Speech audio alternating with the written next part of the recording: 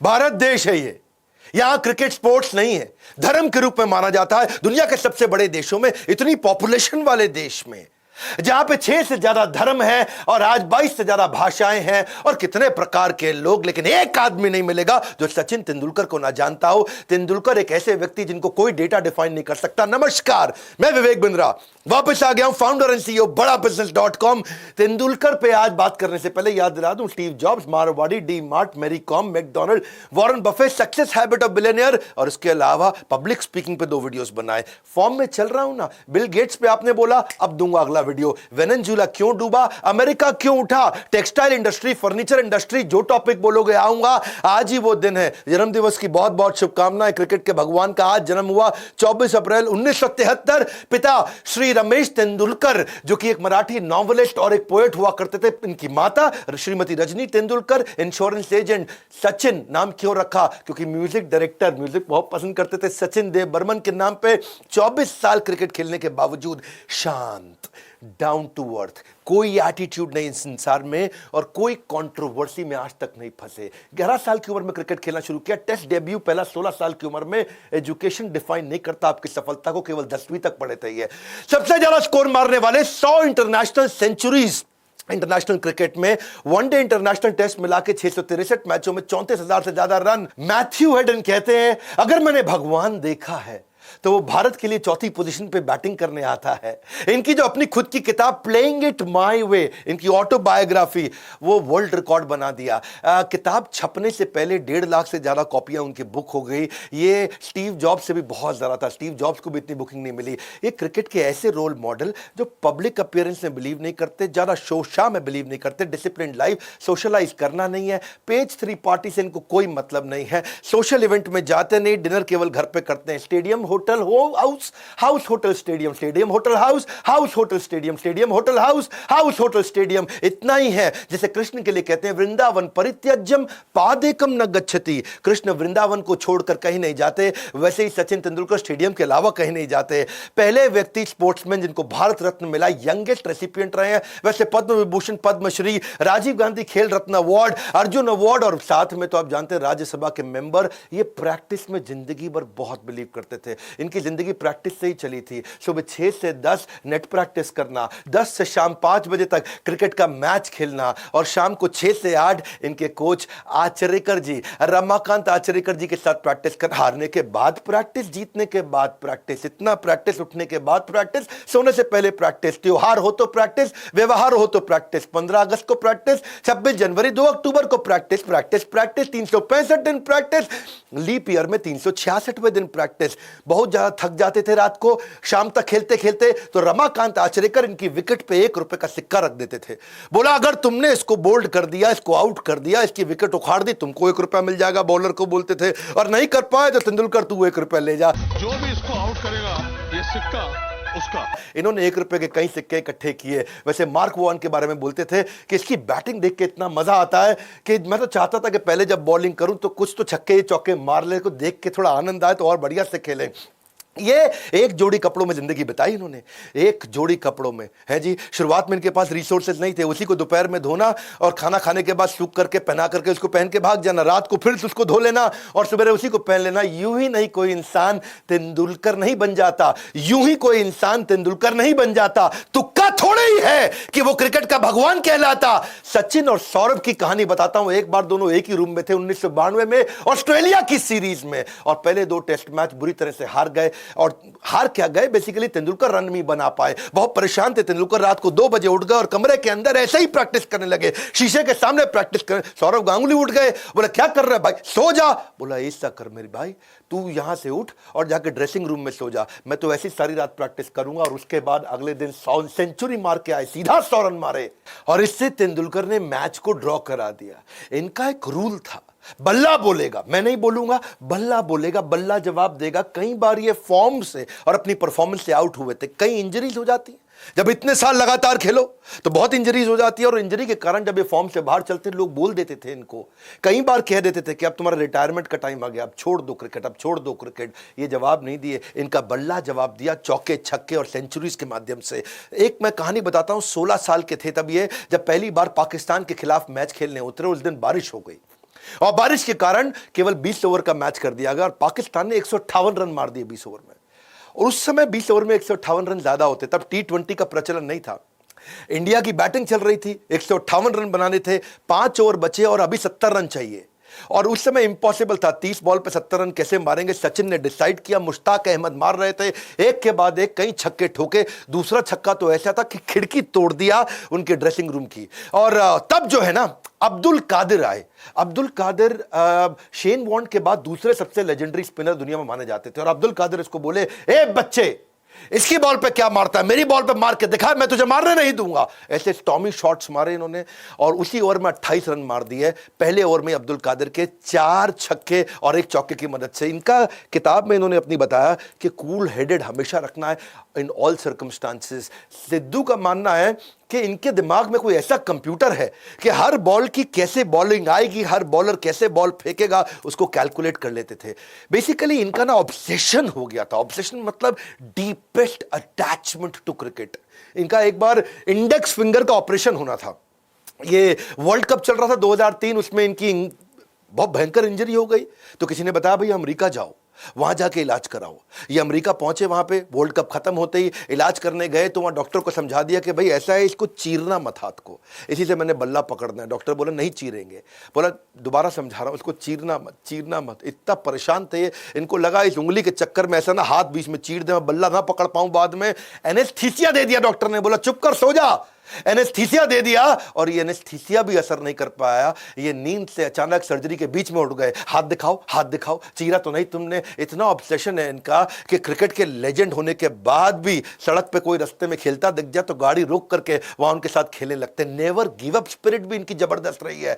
1989 का एक match India versus Pakistan Sialkot में था और ये इनका टेस्ट मैच था और इंडियन बैट्समैन की बेइज्जती बहुत हो रही थी क्योंकि वहां बाउंसर, यॉर्कर और पेसर्स। और बेसिकली दिक्कत यह थी कि वहां पे इमरान खान, वासीम अकरम और वकार यूनिस, इंडिया लूज कर रहा था अपने विकेट्स को। वो याद है मुझको आज भी दिन, 38 रन मारे थे और 4 विकेट डाउन चल रहे थे। सचिन तेंदुलकर आए खेलने के लिए और पाकिस्तान हंसने लगा, बच्चे को लेकर के आया। हाँ, और वकार यूनिस की भयंकर बाउंसर आई। ये कहानी आपने सुनी होगी कि वो नाक फट गया था उस समय। दूसरी तरफ सिद्धू थे और इधर तेंदुलकर थे और जैसे ही उसका नाक फटा, बहुत तेज बाउंसर, अच्छी नई बॉल थी, सीजन्ड बॉल थी, जब एक बार लगती है ना उनका पेसर तो आदमी का गेम ओवर हो जाता है। हाँ, और वहां पे आया उनका फिजियो, बोला भाई अब तो तू चल, तेरा ऑपरेशन करना पड़ेगा। ये बोले ना ना ना, मैं खेलेगा। By the time I reach the non-striker's end, I hear a squeaky voice. मैं खेलेगा, मैं खेलेगा, मैं खेलेगा। इसको बोलते हैं नेवर गिव अप। मैं खेलेगा, मैं खेलेगा। मेरी और आपकी जिंदगी में कई बार ऐसा होता है और इसको बोलते हैं बाउंस बैक। मैं खेलेगा, मैं खेलेगा। हाँ, when there is a setback, do not sit back, only step back to bounce back। और आखिरी स्टंप तक उस समय 58 रन नॉट आउट चले और इसी के साथ एक रियल फाइटर का जन्म हुआ। कहते हैं कि तू कयामत तक धरने पर बैठे, किस्मत को बोल रहे हैं, तू कयामत तक धरने पर बैठ जा, कुछ मत दियो मुझको, लेकिन मैं कोशिशों तक कभी इस्तीफा नहीं दूंगा। कोशिशों का इस्तीफा तेंदुलकर ने तो कभी नहीं दिया। वसीम अकरम का मानना था कि मैं सौभाग्यशाली हूं, तेंदुलकर मेरे समय पे खेले। ये कभी भी इन्होंने अपना विजन वर्ल्ड कप से हटाया नहीं। कपिल देव के बाद ये चाहते थे वर्ल्ड कप लाना, 2007 में हार गए, सबको लगा रिटायरमेंट का टाइम आ गया, उम्र बढ़ गई, क्विट नहीं किया, लगे रहे। और हिस्ट्री, आप इतिहास जानते हैं, जो बात आ गई साहस पर तो यमराज से भी टकराऊंगा, मुसीबत चाहे जितनी आए, लक्ष्य को खींच लाऊंगा। ये लेके आए वर्ल्ड कप भारत देश में दोबारा। ऐसे सिद्धांतवादी व्यक्ति, इतने ईमानदार व्यक्ति, इन्होंने जब 1990 में पहला टेस्ट सेंचुरी मारा, 119 नॉट आउट, ये मैन ऑफ द मैच बने। इनको शराब की बोतल गिफ्ट करी, उस समय शैंपेन की बोतल गिफ्ट करी गई थी, लेकिन तब ये 17 साल के थे। इन्होंने खोली नहीं बोतल। सबने बोला अरे प्राइवेट पार्टी, अरे कमरे की बात है, लगा ले, क्या दिक्कत है, लेकिन तेंदुलकर ने खोली नहीं बोतल। और किसी को नहीं पता था 17 साल के, बाद में पता चला 17 साल के कारण नहीं खोले। ये प्राइवेट पार्टी की जा सकती थी पर उन्होंने वेट किया जब तक लीगल उम्र नहीं हुई। इनको लगता था मैं लीगल नियम नहीं तोड़ूंगा। और वैसे इतने ईमानदार व्यक्ति हैं, सेवा में हमेशा लगे रहते, बहुत डोनेशन चैरिटी करते हैं, स्वच्छता एम्बेसडर के सबसे अवार्डेड और सबसे एफिशिएंट एम्बेसडर रहे हैं। ओपनली पब्लिक में बोलते थे कि मैं टोबैको का, शराब का, किसी इस प्रकार की चीज को कभी एंडोर्स नहीं करूंगा। कई मेगा एंडोर्समेंट डील्स आई, उनको छोड़ दिया। 96 के वर्ल्ड कप में जिस समय सबके सब टोबैको का ब्रांड अपने बल्ले पर लगाया करते थे, फोर स्क्वायर का, विल्स का इन्होंने मना कर दिया, एकदम साफ मना कर दिया, बिना स्टिकर के बैटिंग किया। राहुल द्रविड़ तक विल्स का स्टिकर लगा करके, और कहीं तो दूसरे ऐसे इंटरनेशनल खिलाड़ी तो शराब का बहुत प्रमोशन करते ही थे। A man who values privileges over principles loses both. Privilege का मतलब क्या हुआ? जो मजा आने लगता है ना जिंदगी का, जो मजे पे ज्यादा फोकस करता है और सिद्धांत छोड़ देता है, उसके दोनों निकल जाते हैं हाथ से। Don't become a man of success, become a man of values and principle. यही है तेंदुलकर, हमेशा जीवन में ग्राउंडेड रहे। आपको पता है रिक्की, सचिन और काम्बली, ये तीनों ने इकट्ठे क्रिकेट खेलना शुरू किया, शिवाजी पार्क में खेला करते थे ये। तो काम्बली तो पीछे रह गए, रिक्की बहुत पीछे रह गए थे, और तेंदुलकर अब लेजेंड हो चुके थे। और जब इनसे मराठी में बात करने के लिए कभी रिक्की आते, तो रिक्की ने जब देखा कि इतने बड़े हो गए, तो उनको ऐसा बोलने लगे तुम्ही। मराठी में तुम्ही, मराठी में तू बोलते हैं, माता पिता को भी तू बोलते हैं, और वो इज्जत होती है, उसमें इज्जत होती है। मराठी में तुम्ही, जब बहुत ज्यादा सीनियर और बहुत ज्यादा रिस्पेक्ट देना हो तब तुम्ही बोलना होता है। तो तुम्ही का मतलब आप है, हाँ, जैसे हिंदी में आप है। रिकी इनको तुम्ही तुम्ही बोलने लगे, तो इन्होंने मना कर दिया, टोक दिया, ये क्या कर रहा है, इतना इनफॉर्मल क्यों हो रहा है? बोला अब तू बड़ा हो गया है। बोले मेरी बात सुन, हम आज भी वही दोस्त हैं। You have changed, I have never changed. Australia के एक टूर में 2007 में इन्होंने एक इंडियन टैक्सी ड्राइवर को लिया। अगली कहानी सुनो।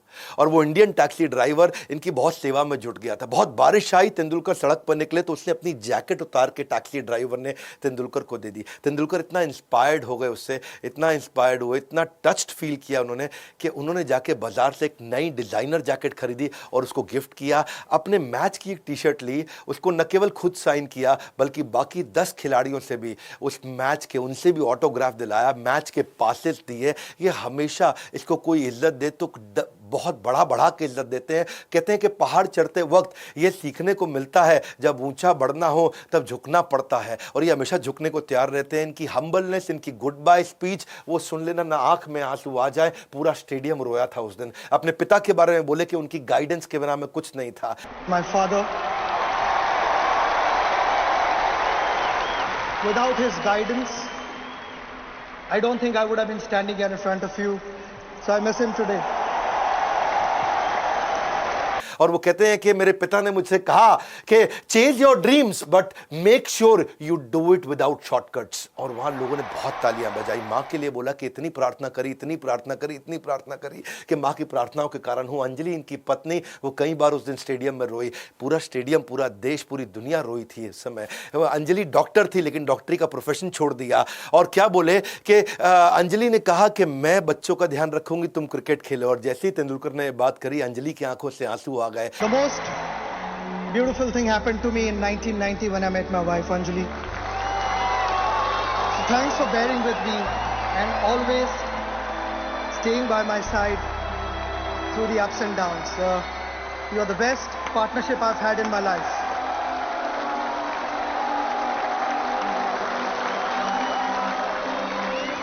बच्चों के लिए इन्होंने बोला कि मैं जिंदगी भर तुमको समय नहीं दे पाया, पर अब देना चाहता हूं। Showing gratitude is one of the simplest yet most powerful things in life. Muttiah Muralitharan का कहना था कि दुनिया में कभी दूसरा तेंदुलकर अब नहीं मिलेगा। तेंदुलकर इतने ईमानदार हैं और लोग उन पर इतना विश्वास और इतना प्रेम करते हैं उनसे कि उनके नाम की कसम खा सकते हैं। साउथ अफ्रीका में एक बार वहां पे एक डेनिस नाम का अंपायर उस मैच में, जो कि इंग्लैंड से था, खुन्नस खाया हुआ था इंडियन से, और उसने तेंदुलकर पे इल्जाम लगा दिया। और बल्कि तेंदुलकर पे नहीं, 6 खिलाड़ियों पे लगा दिया।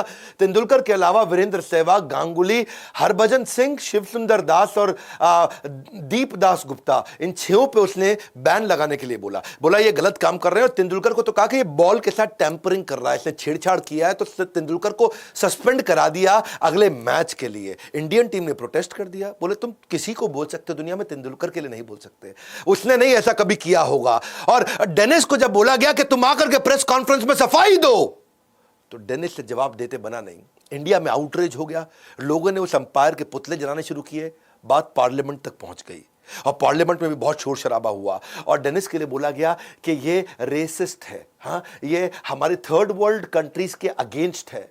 और बीसीसीआई जो हमारे देश का बोर्ड है, उन्होंने बोल दिया हम टूर ही कैंसिल कर देंगे। ये डेनिस ने गलत किया, इसका जवाब चाहिए। आईसीसी वैसे डेनिस का सपोर्ट कर रहा था, लेकिन अल्टीमेटली क्या हुआ, साउथ अफ्रीकन बोर्ड ने खुद ही मना कर दिया हालांकि मैच साउथ अफ्रीका के खिलाफ था, उन्होंने ईमानदारी के चलते खुद ही मना कर दिया, डेनिस की हमें कोई जरूरत नहीं, डेनिस तू स्टेडियम में नहीं घुसेगा। लोग इतना मानते थे तेंदुलकर को, इतना मानते थे कि अगर उनके खिलाफ जाओगे तो बात कभी नहीं बन सकती। सचिन के लिए मैडनेस है हमारे देश में, भगवान मानते हैं, मंदिर बना लेते हैं उनके। अगर बात सचिन की हो रही है और सुधीर कुमार गौतम की ना हो, यह हो नहीं सकता। साइकिल चला करके मुजफ्फरपुर से पहली बार मुंबई 2003 मैच में, कई दिन लगे उनको, पहली बार गए थे। तेंदुलकर ने उनको फ्री टिकट भी दिया। एक्चुअली गरीब इंसान है वो, बहुत क्षमा चाहता हूं ऐसा बोलना पड़ रहा है, पर आर्थिक रूप से कमजोर है। मुजफ्फरपुर से जमशेदपुर 1100 किलोमीटर, मुजफ्फरपुर से मुंबई 1700 किलोमीटर, एक साइड बता रहा हूं, आना जाना नहीं, 1700 × 2 3400 किलोमीटर। इतना ही नहीं, पाकिस्तान तक साइकिल चला के पहुंच गए, बांग्लादेश 3 बार साइकिल चला के गए। इतने पैसे नहीं कि ट्रेन की टिकट दे सके, और अगर ट्रेन में कभी जाना भी पड़ा तो बिना टिकट लिए जाते थे। 2003 में गांव से बेंगलोर जाने में ट्रेन से 60 घंटे लगे, लेकिन 3 ट्रेन बदल के मैं गया, वो भी बिना टिकट, क्योंकि टिकट के पैसे नहीं थे और मुझे मैच देखना था। पुलिस स्टेशन के बाहर रात को सो जाते थे, स्टेडियम के बाहर सो जाते थे, अपने शरीर को पूरा पेंट कर लेते थे। सुधीर गौतम ने एक क्रिकेट मैच नहीं छोड़ा, 16 साल तक लगातार अपने शरीर को पेंट करते रहे। पूरी बॉडी को पेंट करने में उनको सारी रात लग जाती थी, जिसमें ना वो खा सकते, ना पहन सकते, ना सो सकते। मैच से एक रात पहले मैं खुद अपने बॉडी को तिरंगे में रंगता हूँ, पूरी रात सोता भी नहीं हूँ, कुछ खाते भी नहीं, और ये तिरंगे की शक्ति है जो मुझे भूख भी नहीं लगती। खर्चा चलाने के लिए थोड़ी बहुत जॉब करते थे, आर्थिक रूप से इतना कमजोर, लेकिन मैच के टाइम पे जॉब छोड़ देते थे। 2010 में एक दफा तेंदुलकर से मिलने का उन्होंने बहुत प्रयास किया, तो वहां पुलिस वाले ने उनको पीट डाला। तेंदुलकर को बहुत गुस्सा आया, बाद में पुलिस वाले ने माफी भी मांगी। सचिन तेंदुलकर हर टिकट, हर मैच की उनको फ्री दिया करते थे। आज तेंदुलकर उनसे फोन पर रेगुलरली बात करते हैं। 2011 का वो प्राउड मोमेंट, जब हमारा देश वर्ल्ड कप दूसरी बार लेकर के आया था, तेंदुलकर ने जैसे वर्ल्ड कप हाथ में लिया, हाथ में लेने के बाद इन्होंने इसको अपने कमरे के अंदर बुलाया, ड्रेसिंग रूम में बुलाया, और इसने भी कप हाथ में लिया। तेंदुलकर ने इसके साथ फोटोग्राफ लेके सोशल मीडिया पे शेयर करी। प्यार तो इतना कि लोग तेंदुलकर के नाम के कई कई प्रकार के टैटू बना लेते हैं। ये कहानी जो बताने जा रहा हूं मिस नहीं कर सकता। 1999 उनकी जिंदगी की सबसे इमोशनल सेंचुरी थी। वर्ल्ड कप चल रहा था, इंडिया साउथ अफ्रीका से हार चुका था, 2 मैच और थे, एक जिम्बाब्वे एक कीनिया। रात को अचानक घंटी बजी, पत्नी आई और उन्होंने बोला आपके पिता का देहांत हो गया है, बहुत तीव्र हार्ट अटैक के कारण। तेंदुलकर को वापस लौटना पड़ा अपने पिता को अंतिम संस्कार, उनका क्रिमेशन के लिए। वो लौटे, सारे रास्ते बहुत दुखी थे, पीछे चल रहा है वर्ल्ड कप और यहां पिता का देहांत हो गया। पिता को अंतिम संस्कार करने के बाद वो रो रहे थे, बहुत दुखी थे। और क्योंकि देखिए सचिन तेंदुलकर इंस्पिरेशन है देश के लिए, टीम के लिए इंस्पिरेशन है, उनकी एब्सेंस के कारण भारत जिम्बाब्वे से भी हार गया। दुख और बढ़ गया, परेशानी बढ़ गई। मां ने कहा शायद तुम्हारे पिता भी चाहते कि तुम वापस लौट जाओ। तेंदुलकर ने सामान पैक किया और वापस आने लगे। नहीं भी आते लौट के तो कोई शिकायत नहीं करता, पर रोती मां को पीछे छोड़ करके वापस आने के लिए उन्होंने हवाई जहाज पकड़ा। अंधेरा था जीवन में, कहते हैं कि अंधेरों में दुखों का जो दिया जलाता है, अंधेरा बढ़ चुका था, अंधेरों में दुखों का जो दिया जलाता है, देश को सर्वोपरि रखे, वही सचिन तेंदुलकर कहलाता है। पिता के फ्यूनरल के बाद मां रो रही थी, लेकिन सचिन तेंदुलकर लौट के आए, देश को रीअश्योरेंस मिला। पूरा स्टेडियम खड़ा हो गया था उस दिन। केवल भारत ने स्वागत नहीं किया, ओपोनेंट टीम ने, पूरे स्टेडियम ने, सभी देश के जितने लोग, सबने बहुत स्वागत किया, बहुत ताली बजाई, और वो उनके लिए मैच विनिंग गेम था। 101 बॉल पे 140 रन मारे, और जब उन्होंने शतक कंप्लीट किया तो, और जब उन्होंने आकाश की तरफ देखा तो अपने पिता को धन्यवाद कर रहे थे। वो बोले कि मैं, शायद मेरे पिता भी यही चाहते कि मैं आता और देश के लिए खेलता। वो उनका सबसे इमोशनल सेंचुरी थी। स्टीव वॉ का कहना है कि Sachin is the only one there is no shame in losing too. Tendulkar ही एक ऐसे खिलाड़ी हैं जिसके सामने हार जाएं तो शर्म नहीं लगती है। वो ऐसे खिलाड़ी, साउथ अफ्रीका के खिलाफ उनका एक और मैच सेमीफाइनल था हीरो कप का, 93 की बात है, और उस समय इंडिया केवल 195 रन मार पाई।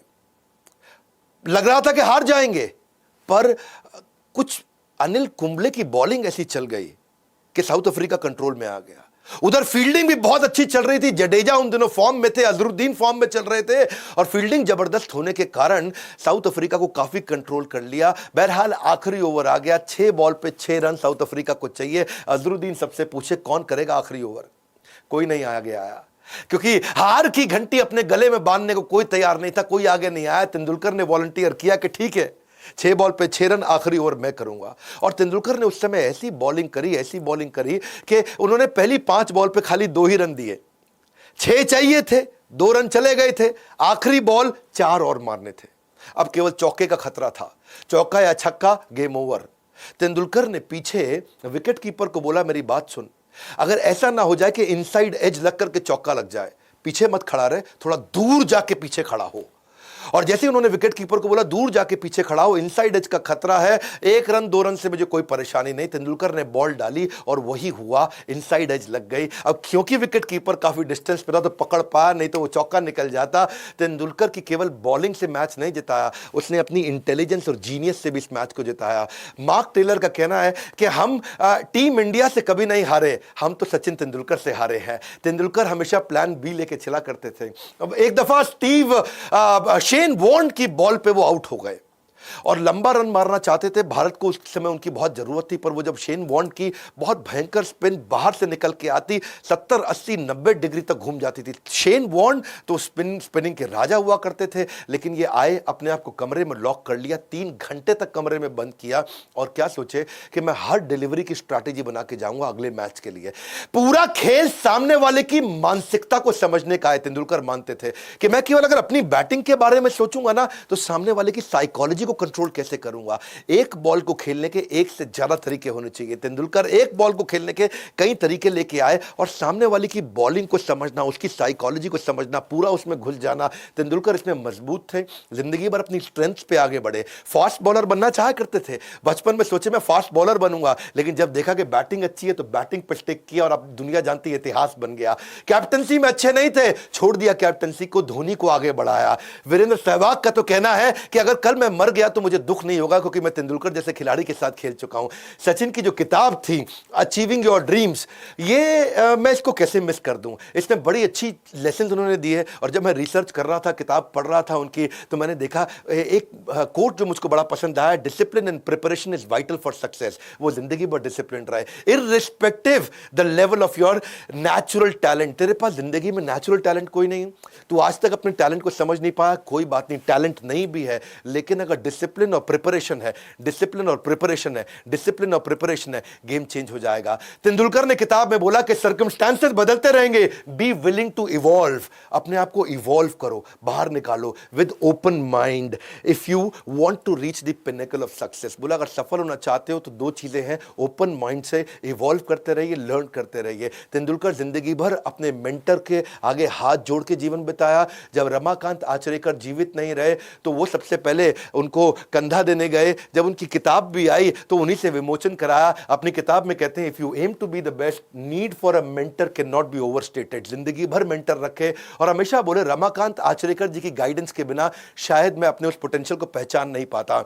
ध्यान दीजिएगा, घनघोर अंधेरे में जब भी उजाले की आशा होगी, घनघोर अंधेरे में उजाले की आशा, वो रोशनी, घनघोर अंधेरे में जब भी उजाले की आशा होगी, वही सचिन जैसे महान खिलाड़ी की परिभाषा होगी। यही लर्निंग जो उन्होंने डिसिप्लिन जो जिंदगी भर रखा। अगर आप भी लर्निंग और डिसिप्लिन पे फोकस करें, मैंने भी अपनी ऑर्गेनाइजेशन में लर्निंग और डिसिप्लिन पे फोकस किया, कंटिन्यूस हम इवॉल्व किए। आज एक अफोर्डेबल कोचिंग प्रोग्राम तो बिल्ड कर दिया ना हमने, जो कि एमबीए की फ्रैक्शन ऑफ कॉस्ट में नहीं है। जितनी महंगी एमबीए के अगेंस्ट हमने इसे खड़ा किया और प्रोफेसर कौन से लेके आए, established businessman, subject matter expert, बहुत लंबी चौड़ी लिस्ट है। हमने convenience of time, place, any device, any time, any place build किया। हमने पोस्ट सेल सर्विस भी बिल्ड कर दिया कि अगर आपने कोर्स लिया है तो आपको हैंड होल्डिंग जरूर देंगे। आज इसी कारण से 100 मिलियन का माओ है, माओ मतलब मंथली एक्टिव यूजर। आज 100 मिलियन का मंथली एक्टिव यूजर हो चुका है हमारा। 100 से ज्यादा ऑफिस के साथ, 26 मिलियन की कम्युनिटी के साथ आज तक 50 लाख लोगों को हम ट्रेन कर चुके हैं, यानी कि 5 मिलियन। इंडिपेंडेंट सेल्स एजेंट हमारे 12,000 से ज्यादा हैं देश में। 50 कोर्स लॉन्च कर चुके हैं, अगर आपको नहीं मालूम हो, मालूम होना चाहिए। हर प्रॉब्लम पे कोर्स लॉन्च कर दिया हमने। और कोर्स किसने बनाया, देश के सबसे बड़े एक्सपर्ट्स ने। 2 साल का बिजनेस मैनेजमेंट प्रोग्राम, छोटे छोटे बहुत सारे प्रॉब्लम सॉल्विंग कोर्सेज, और लंबा चौड़ा अलादीन का चिराग जिसको हम लाइफ टाइम मेंबरशिप बोलते हैं। चाहे नंबर 1 HDFC लिमिटेड हो तो उनके हमने केकी मिस्त्री को बना दिया। पैथोलॉजी में जो नंबर 1 उनको भी लेकर के आए। हैंडसेट में शाओमी नंबर 1 उनको ले आए। ग्लोबल चेयरमैन फोर्ड मोटर के उनको उठा के लेके आए, साथ में इनको इन्वाइट किया, प्रोफेसर बने। बॉम्बे स्टॉक एक्सचेंज के धुरंधर खिलाड़ी, managing director and CEO। Dainik Bhaskar दुनिया का सबसे ज्यादा हिंदी का बिकने वाला अखबार, दुनिया के 4 4th रैंक का किसी भी भाषा में बिकने वाला अखबार पतंजलि के आचार्य बालकृष्ण आर्य सोडी हम छोड़ किसी को नहीं रहे, दुनिया के बेस्ट से बेस्ट प्रोफेसर्स को लेकर के आए। वैसे एक बात बताऊं, सचिन तेंदुलकर का आज जन्मदिन है, क्या आप उनको नीचे विश करना चाहेंगे? हैप्पी बर्थडे सचिन तेंदुलकर लिखना चाहेंगे? मैं ये जो फ्री वीडियोस लाने के इनिशिएटिव्स लेता हूं, पेड अगर आप नहीं भी ले पाते, फ्री वीडियोस कभी मत छोड़िएगा। नए आए तो सब्सक्राइब जरूर करिए, शेयर करिए, तेंदुलकर की ईमानदारी की कहानियां शेयर करिए, पहले ईमानदारी बाद में दुकानदारी। लाइक करके उत्साह नहीं बढ़ाएंगे? क्या अगला वीडियो कौन सा देखना चाहते हैं? मैं कमेंट बॉक्स को आके ध्यान से पढ़ रहा हूं, हर वीडियो को बनाने की कोशिश कर रहा हूं। हमारे साथ जुड़े रहने के लिए बोर्ड लाइन नंबर पे इन कोर्सेज को सीख करके अपनी जिंदगी को इवॉल्व करने के लिए, वीडियो शेयर करते रहने के लिए आप सबका हृदय की गहराई से मुस्कुराहट के साथ धन्यवाद।